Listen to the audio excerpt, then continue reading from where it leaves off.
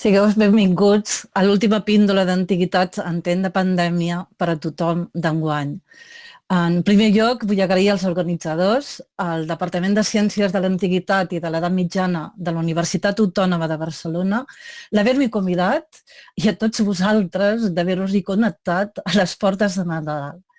I fins i tot el dia de l'aniversari, com és avui, l'aniversari de la Victòria Bascós. Per molts anys, Victòria, i moltíssimes gràcies per haver-vos connectat avui a la tarda per parlar de les dones gregues no només filaven llana. El temps que estàveu esperant, he posat la cançó de la Balanguera, de Maria del Mar Bonet, per una banda perquè sento enyorança de la illa, de la meva pàtria, no?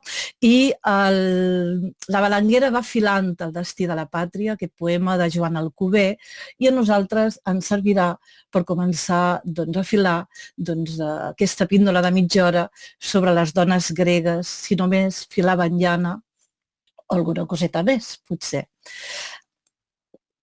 Comencem, doncs, si us sembla bé, la vida quotidiana. Doncs en el moment que naixia una nena, a la casa ja hi penjaven un floc de llana. I aquell floc de llana la destinava a la vida. Una vida que filaven les moires, talment la balanguera, les parques, i en el moment de morir, Àtropos li tallava el fil. Però la vida de la dona, de la nena, era una vida lligada a l'oikos, a la casa. Per diferència del si naixia un nen, que els grecs evidentment ho preferien, aleshores hi havien penjat a la porta un branquilló d'olivera perquè la vida d'aquell nen, un futur ciutadà, anava lligada més aviat a la polis. La dona sempre estaria dintre de l'oikos, dintre de la casa, i esperaven d'ella que produís, és a dir, que fos una gran reproductora, és a dir, que fos una gran mare, que tingués fills, i quan hagués acabat aquesta tasca reproductiva es dediqués a la producció, concretament a la producció de la llana, perquè aleshores feien els vestits, la roba de la llar, tot es feia a casa i fins i tot havien de filar la llana. Aleshores s'esperava que sentís molt d'amor per aquesta tasca. I aquesta tasca de filadora, per amor a la llar, per portar una bona casa, se'n deia filergia, és a dir, amor per la feina. Feina per ser mare, per portar ciutadans al món i feina perquè l'economia domèstica rotllés endavant. Millor del que ho va dir Demòstenes és impossible, tot i que fa mal. Demòstenes el que va dir és mantenint les heteres per al plaer, les concubines per la cura diària del cos i a les esposes per tenir fills i administrar la casa en confiança. Les heteres eren les dones més lliures que tenien una vida cultural i podien formar part del simposi, és a dir, però el que es casaven eren les mestresses de casa. En el moment que naixien, com deia abans, menjaven ja aquest floc de llana i la destinaven a una vida lligada a l'interior de la llar i a filar. I la deessa protectora era la deessa Atena. De la mateixa manera que Atena podia ser la deessa de la guerra estratègica, que era una de les coses que esperaven dels homes, en el cas de les dones, aquesta deessa rebia, Pal·las Atena, rebia aquells estris propis de la feina femenina, que en aquest cas podien ser la llançadora, els telers, el fus, els cistells, els flocs de llana. Hi ha un epigrama d'Antípatre de Tessalònica, dintre de l'antologia palatina, que ja ho deixa molt clar, que és aquest que us he posat aquí i he marcat en el text grec les paraules que ens aniran acompanyant al llarg d'aquesta píndola. La seva llançadora matinera, que en la veu de les orenetes canta el sió dels telers de Pal·les, el seu fus brugidor d'extrem més feixuc, que fila de pressa els brins de llana, els flocs i el cistell, amic de la filosa, guardià del fil ben trenat i de les troques, que la Sila, filla de l'honest Diocles, diligent, ho consagrà a la Verge que empara les que treballen la llana. És a dir, és un epigrama amb els ets vox de moltes de les dones que oferien els seus estris a Pal·les Atena. Però també hi havia, com ens demostra l'antologia palatina, algunes dones filadores i teixidores que després, per exemple, d'haver-se abandonades per al seu marit, doncs el que feien era cedien aquests estris, però es dedicaven a l'ofici de tera. Tornem per al principi. La nena que havia rebut aquest lloc, aquest floc de llana, és a dir, que havien posat a la porta per anunciar el seu naixement, el floc de llana, es passava la vida en el gineceu, que era l'estança de les dones, generalment a la part alta de la casa, i en què les dones teixien, la mestressa de la casa controlava les esclaves i els nens jugaven i aprenien. És l'estança de les dones. Entre les joguines, doncs, s'han trobat joguines en què ja apareix la nina, una nina, asseguda en una cadira al clismós, amb un lemes gamicós i amb epinetron. És a dir, que eren ja la feina que li esperava, casar-se, ser mestressa de casa, tenir infants i filar. L'epinetron, aquesta de joguina, aquesta és una reproducció i aquest és autèntic, ens ha arribat des de l'antiga Grècia, perquè les noies solteres les enterraven amb ells i ens trobem en molt de museus. Era una espècie de cilindre que es posava damunt la cama perquè a l'hora d'entabanar la llana doncs no taquessin el vestit. Quan es morien, les dones doncs, també a la seva tomba oferien com a esbot els seus èstrits que l'havien acompanyat tota la vida. En aquest cas és un altre epigrama de l'antologia palatina i el que els han posat sobre la tomba, han posat la brida, el morrió i l'au. I aleshores diuen que no plaven ni escauen a les dones d'un mateix sostre certes coses, sinó que el que plauen són els treballs del talès i la filosa. Diu, tal volta el gall, és a dir, l'au, dirà que la llana en despertava de nit, perquè s'aixecava molt d'hora per posar-se a treballar. I la brida m'anunciarà com a auriga de la casa, perquè la mestressa de la casa havia de portar les serventes a ordre, perquè si no la producció no avançava. I aquest morrió aquí, llogarà que no era molt loquaç, ni xerraire, sinó plena de vell silenci. Potser nosaltres associem la feina del teler amb el brugit dels telers industrials, però la feina de filar és una feina silenciosa i, de fet, el que es demanava a la dona grega era el silenci. Molts dels grans escriptors consideraven que el silenci era el millor ornament per a la dona. Aquesta tasca era la filadora, teixidora, llanera, que es diu erithos en grec, i trobem moltíssimes peces de ceràmica que representen aquesta vida de les dones gregues lligada a la llana. Aquí tenim un epinetron, concretament d'Eritrea, en què ens mostra les diferents fases i veiem la senyora de la casa asseguda en el clismós.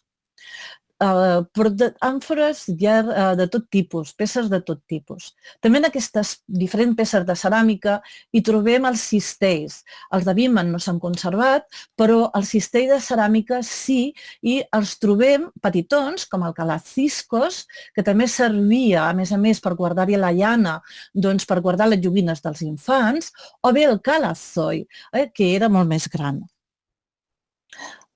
Tots aquests estris apareixen en els epigrames de l'antologia palatina, perquè la ceràmica grega, juntament amb l'antologia palatina, són el millor mirall per les dones gregues, per entendre la vida d'aquestes dones silenciades a casa al voltant del teler. A dalt de tot, atractors, doncs és el fus i les fusseioles. El tàlaros és un altre cistell, més aviat una cistella, i el querquis és la llançadora, que juntament amb la filosa doncs eren els estris més importants d'aquestes dones gregues. Hem parlat de la vida quotidiana, però a través de la ceràmica, a través dels epigrames de l'antologia palatina, però la literatura grega, que és mitogràfica, ens fa referència a molts dels seus mites. Dones que no cal que siguin obreres, sinó fins i tot reines, que apareixen filant. Però el mite que potser ens crida més l'atenció és el de Pal·les Atena, que quan té una disputa amb la filadora Aracne, perquè aquesta està filant millor que ella, el que fa és, en el final, reconèixer la tasca d'Aracne i la converteix en una aranya perquè continuï filant. I encara avui en dia doncs, les aranyes fan uns grans trenats. Un altre dels mites que va lligat al fil, a la llana, és el mite de Teseu, en què aquest és un relleu del part del laberint d'Horta, en què Ariadna donarà a Teseu, per poder entrar dintre del laberint de Creta i matar el Minotaure, el cabdell de fil, perquè el problema no era entrar, el problema era sortir del laberint sa i estalvi. Després, com ja sabeu, l'abandonarà l'illa de Naxos, però bé, això ja és un altre mite. Si continuem amb els mites de la llana, tenim el mite de les filles de Mínies, que en aquest cas el déu que va lligat no és a Pal·les Atena, sinó que és Dionís. Dionís castigarà les filles de Mínies perquè aquestes han preferit no participar de la festa en el seu honor, sinó quedar-se a casa i explicar-se històries mentre van fent dels treballs de la llana. Dionís les castigarà i les convertirà en ratpenats, perquè no està bé doncs, no seguir les seves festes, tot i que les noies són molt treballadores i molt laborioses. Un altre mite que també ens explica Ovidi és el de Tereu, Procne i Filomela. El de Tereu acabarà violant la seva cunyada Filomela i li tallarà la llengua perquè no en pugui dir res. Però Filomela, que és destra en brodar, brodarà en un coixí el que li ha fet Tereu, de què ha estat ofesa, i li farà arribar la seva germana Procne. I Procne se n'assabentarà i es venjarà de Tereu d'una manera molt bèstia, que és donant-li de menjar el seu propi fill, Itis. Però continuant amb els mites de la llana, filar la llana només és un treball de dones. Queda molt malament en un home filar. I la mitologia, en aquest cas, ens diu que Hèrcules en grec, és ofès quan a la cort de la reina Òmfale l'intenten vestir de dona i li intenten donar tots aquests estris de costura, de filar, perquè és una tasca de dones. Tornant a la literatura grega, doncs ens trobem que la reina Helena també s'encarrega d'aquestes tasques lligades al filar. Així, en una traducció recent de Pau Sabater, doncs, aquests versos de l'Ilíada del cant sisè ens n'adonem que el Histon, Tehelakaten, també apareixen lligats a Hèlena. Però en aquest cas és quan Hèctor s'acomiada d'Andròmeda, quan Hèctor s'acomiada d'Andròmaca, de la mateixa manera que Hèlena també estava fent el treball de la llana, li diu a la seva dona Andròmaca: tu vés cap a casa i pren cura de les tasques que has d'ocupar-te, que són el taler i el fus, i tornem a trobar que Histon Tehelakaten té. I a les criades ordena que treballin sense falta, que els homes s'ocuparan de la guerra, jo sobretot, i tots els que han nascut dintre d'Ílion. Ja sabem que serà el comiat d'Hèctor i Andròmaca i que Hèctor sortirà en el camp de batalla perdrà la vida a mans d'Aquil·les i que Andròmaca després també tindrà una altra fi, com a dona serà segrestada per als guanyadors. En la mateixa Odissea, no només Penèlope, com estan aquests versos que us he posat, sinó també reines com Circe, Calipso, les trobem lligades a la tasca de la llana. I també les paraules de Histon te helakaten te. En aquest cas, a l'Odissea, trobem, ja que és literatura oral, o prové de literatura oral, doncs trobem una colla de versos en el capítol 21è que s'assemblen molt que es repeteixen respecte del cant primer, però en unes circumstàncies diferents. En totes dues, és Telèmac el que parla a la seva mare Penèlope. En el primer cas, li diu, en el primer cas que us he posat, però que és l'últim dintre de l'Odissea, li diu: torna com sigui a la cambra i ocupa't allí de la teva feina, el teler i el fus, i mana a les dones les tasques a bescallar-se. Això de l'arc serà cosa dels homes, de tots, i més de mi, que ara és el meu poder a casa. Telèmac, a l'hora de fer la prova de l'arc, li diu que ella s'aparti, tot i que la idea la dona de conèixer Penèlope, és a Telèmac que pren la iniciativa i li diu que ella se'n vagi a les cambres, que tingui cura de la llana i que mani a les esclaves. Curiosament, ara li diu que s'amagui a l'habitació, però és que en el cant primer ja li ho va dir quan havia de resoldre el problema amb els pretendents.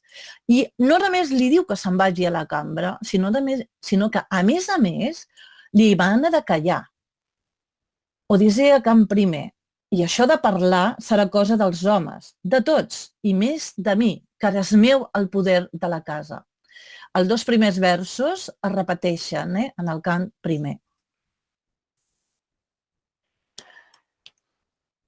Arribem a la comèdia. I Aristòfanes, en plena guerra del Peloponès, en la comèdia Lisístrata, també fa dir, també es refereix al treball de les dones lligat a la llana, però aquí més aviat en fa befa, com que dir, aquestes dones aconseguiran resoldre el problema de la guerra entre atenesos i espartans i resoldran el problema de la mateixa manera que fan amb la llana.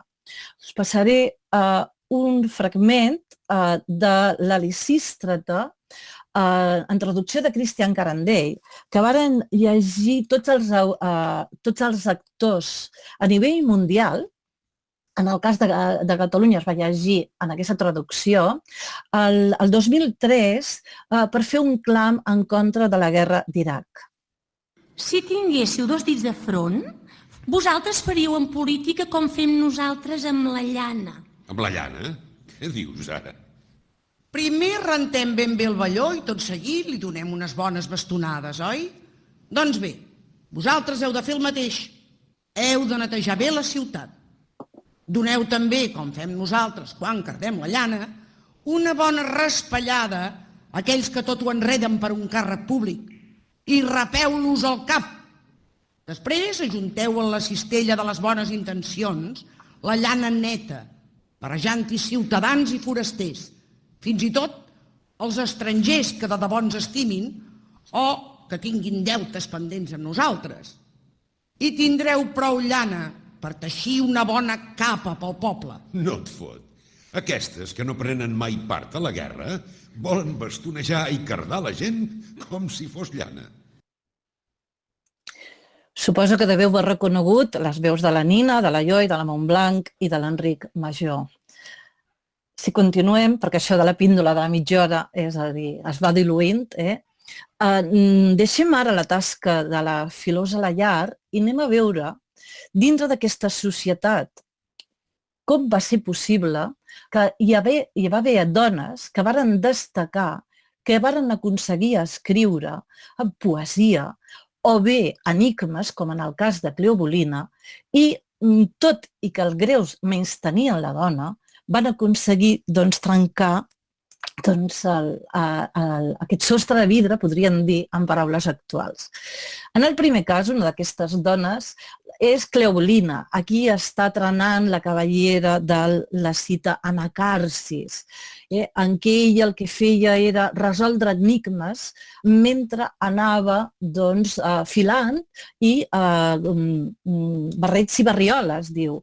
En el banquet dels set savis, el que ens diu és que Cleobulina era una de les filles del savi Cleòbul de Lindos, un dels set savis. I es deia Cleobulina per ser filla de Cleòbul, però ben bé, ella es deia Eumetis, la que pensa bé. És a dir, un petit fragment del banquet dels set savis de Plutarc. Diu, Eumetis, que de gran li hauria dit quelcom, segons semblava, mentre l'estava trenant a l'Anacarsis els cabells, es va reprimir per vergonya i envermellir el rostre. Però Isop, com si volgués defensar-la, digué: per ventura no és més ridícul no saber resoldre els seus enigmes, com aquell que insignificat que ens ha proposat abans de sopar. He vist un home que soldava bronze, amb foc damunt un home. Podríeu dir-nos què és això? Els savis van ser incapaços de resoldre aquest enigma. Ens ha arribat a través d'altres epigrames i la solució és la ventosa. Per tant, Cleobulina era una dona sàvia, però tenia una saviesa gnòmica. També tenim Aspàcia, l'amant de Pèricles, que es diu que va ser mestre de retòrica del filòsof Sòcrates, o Hipàrquia i Hipàtia, és a dir, les filòsofes. En el cas d'Hipàrquia, un bon dia va etzibar a Teodor l'Ateu, quan li va preguntar per què no es dedicava a les tasques pròpies del seu sexe, és a dir, per què no es dedicava a filar. I Hipàrquia li va dir: creus que he fet malament de consagrar l'estudi el temps que pel meu sexe hauria d'haver perdut com a teixidora? És a dir, que moltes d'aquestes dones van teixir massa i potser hagués estat millor que haguessin dedicat el seu temps a escriure els seus poemes. Sigui com sigui, algunes d'aquestes dones ens han arribat fins a nosaltres. Si tenim un cànon de les 9 poeteses, que és l'equivalent en els 9 poetes lírics, que en aquest cànon dels 9 poetes lírics només van incloure Safo de Lesbos, perquè tothom coneix Safo de Lesbos, però potser les altres poeteses que ens han arribat a través dels epigrames de l'antologia palatina o a través de papirs i d'altres textos, aquestes encara se silencien a les classes de grau, a les classes de secundària de grec. És a dir, que és important que donem veu en aquestes dones, perquè estan recollides en aquest epigrama d'Antípatra de Tessalònica. L'Alicó i el penyal macedoni de Pièria nodriren amb mignes aquestes dones d'adivinar les paraules. Praxila, Mero, la boca d'Ànite, l'Homer femení. Safo, l'ornament de les lèsbies de bell ruix. Erinna, la il·lustre Telesila, i tu, Corina, que has cantat l'impetuós escut d'Atena. Nòcies de veu femenina i Mírties de dolces tonades, totes artesanes d'eternes línies. El gran Uranos engendrà 9 muses i altrament la terra aquestes 9, joia imperible per als mortals. Per tant, el seu nom i alguns dels seus versos ens han arribat fins a nosaltres i també el mateix Meleagre, en el segle I abans de Crist, inclou algunes a la Garlanda. Musa estimada, a qui portes aquest cant, ofrena de tota classe de fruits?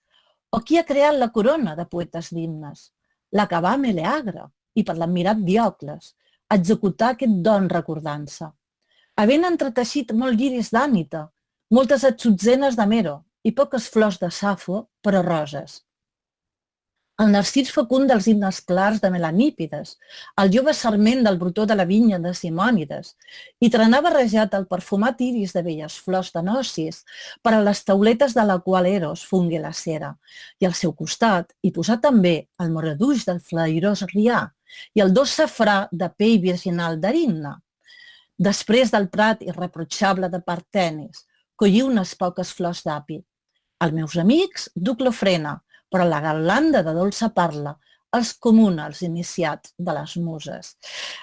Aleshores, aquestes dones, entre les quals, com deia, la que més ha despuntat perquè és mestra de les altres és Safo de Lesbos i que apareix en peces de ceràmica al costat del seu o en obres com és el cas del Dinar de Judy Chicago, és a dir, que tothom la coneix.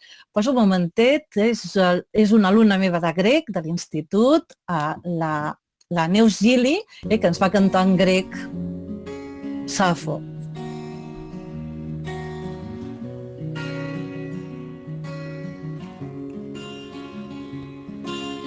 Φάινε τάιμο εκείνος ίσως τελειώσει εμένον ερώτης ενάντιος toi εις δανεικάι πλάσιον ουδί φωνήσες upacue. Ho deixarem aquí. Al final, si encara teniu temps i us ve de gust, posaré la cançó de la Neus Gili amb la traducció de Rosa Maria Llebrés del poema de Safo. Una poetessa que va destacar moltíssim és Corina de Tànega. Malauradament ara és coneguda el seu nom no per la poetessa, sinó per altres personatges i concretament a la Casa del Labrador d'Aranjuez doncs hi ha un rellotge, es diu Sala de Corina, i el rellotge no hi ha el personatge actual, sinó el que hi ha és Corina de Tànega. Per tant, reivindico el nom de Corina de Tànega, que va escriure moltíssim, va escriure moltíssim, més que les altres, perquè de les altres només ens han arribat de vegades un reguitzell de versos. Vaig tenir l'honor de fer-ne la publicació a la Bernat Metge, però el que em va doldre és que després de 300 volums de la Bernat Metge, la primera dona traduïda va ser Corina de Tànega. No perquè fos traduïda per una dona, sinó que era la primera dona traduïda de l'antiguitat. No sé si aneu algun dia a l'Ocri, quan es pugui viatjar, doncs també els habitants n'han fet un monument, però els seus epigrames són preciosos. Si no, fixeu-vos en aquest. Res és més dolç que l'amor i les coses venturoses, totes inferiors li són. De la boca he escopit fins i tot mel. Això ho diu Gnosis, aquella qui Cipris no estimà, no sap les seves flors quines roses són. Totes aquestes poeteses s'emmirallen en Safo, la descobridora de l'amor a l'Occident, i totes elles intenten fer-se un lloc. Però una poetessa ha de tenir, ha d'estar molt segura per posar el segell, i en aquest cas, Gnosis, en aquests versos, hi posa el segell, hi posa el seu nom, per tant, d'estar molt segura.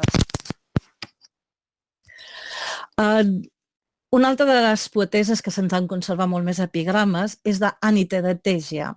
Com que no tenim gaire temps, el que us posaré serà una cançó de Josep Tero, a un dofí, a partir d'un epigrama traduït per Maria Àngels Anglada i que Josep Tero l'ha musicat.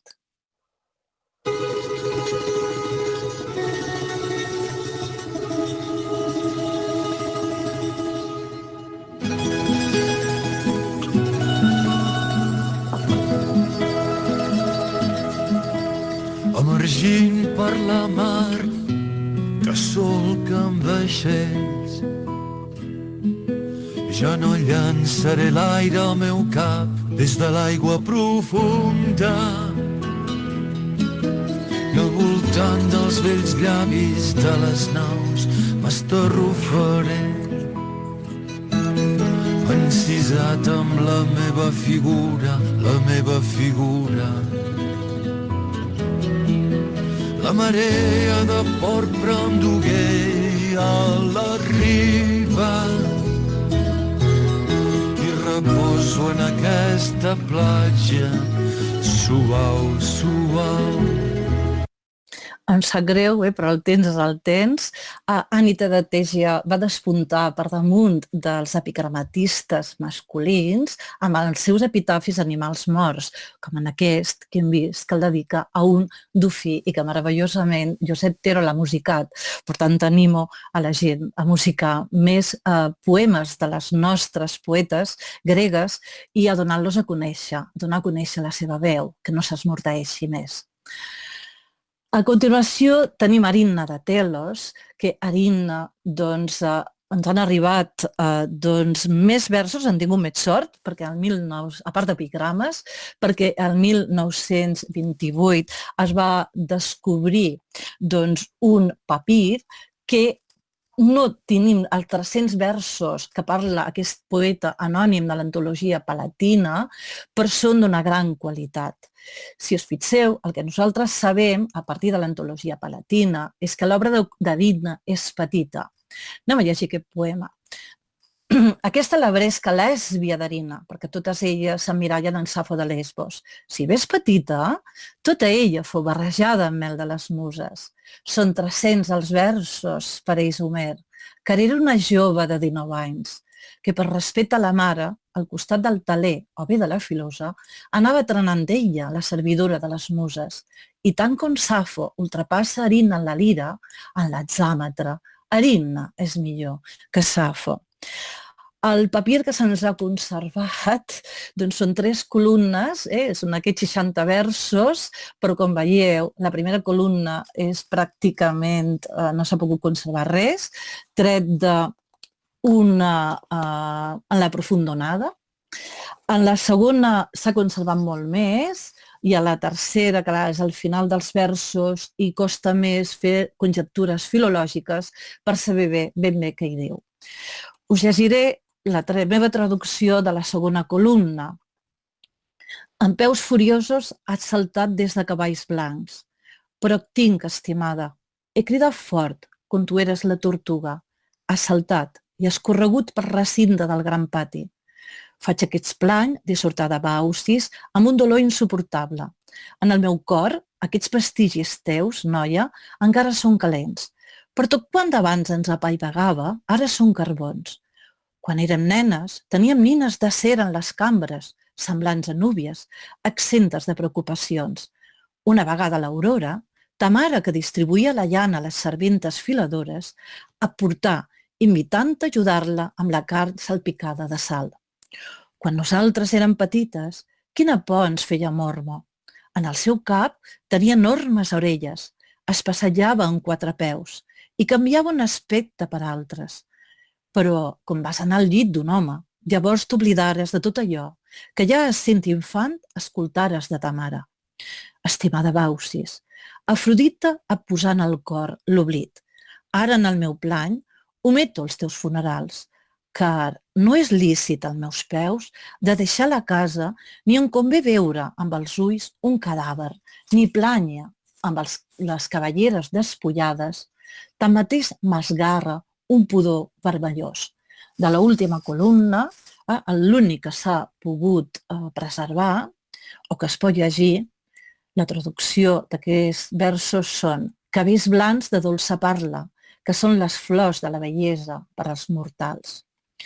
I a partir d'Estubeu també es creu que podrien dir aquests versos de si una remor buida ribalades, hi ha silenci entre els cadàvers i la foscor s'escola pels meus ulls. Erinna es creu que era de l'illa de Telos i que ja és una poeta prehel·lenística i que va escriure, a més d'aquest poema de la filosa de 300 versos que sabem per l'epigrama de l'antologia palatina i que se'ns ha conservat fragmentat, altres epigrames, a partir dels quals sabem que Erinna va perdre la seva amiga Baucis, que la va abandonar per casar-se molt jove i se'n va anar de l'illa de Telos. I en aquests versos recorda la vida infantil ja perduda, el morbo que feien por, les mares feien por a la canalla, També recorda els seus jocs, com el de Tortuga-Tortugueta, un joc que es feien en rotllana i que en sabent que Pòl·lux doncs, també parlava de la llana, i algun festival relacionat amb la lluna plena en què les dones tenien una funció de salpicar la carn. Però també ens recorda la seva feina del taler i de la filosa, és a dir, que compaginava la feina que li havien donat com a dona de teixir amb la de teixir versos i fer un tranat, que és la poesia. Ha perdut Baucis i aleshores en sent molt de dolor. Sabent que es va morir jove, es creu que es va morir jove, tot i que de vegades es confon els testimonis Erinna amb Baucis.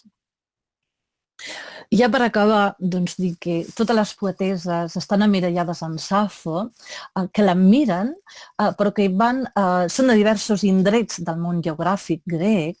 Atenes és on n'hi ha menys, normal, per la vida de les dones, i que se'ns han conservat bastant epigrames, però de l'època hel·lenística, d'Erinna, d'Ànite, de Gnosis, però que aquests epigrames que ja demostren que són una poesia feta a consciència van lligades en el que és femení, a l'esfera de la llar, a l'esfera de la canalla, a l'esfera del teixit o a l'esfera de l'amor. És a dir, no han fet el salt en el tema del simposi o en els temes de política i de societat.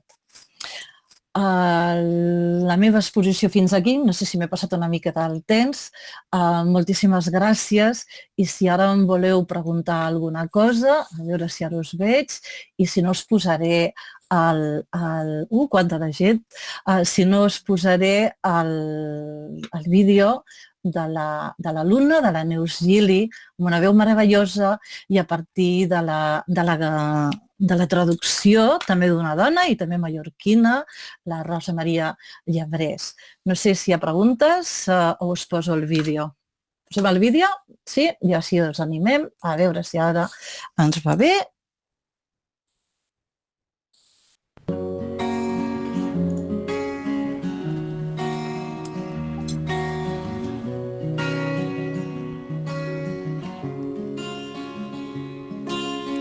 Em sembla igual als déus l'home que enfront de tu seu i de prop t'escoltar parlar dolçament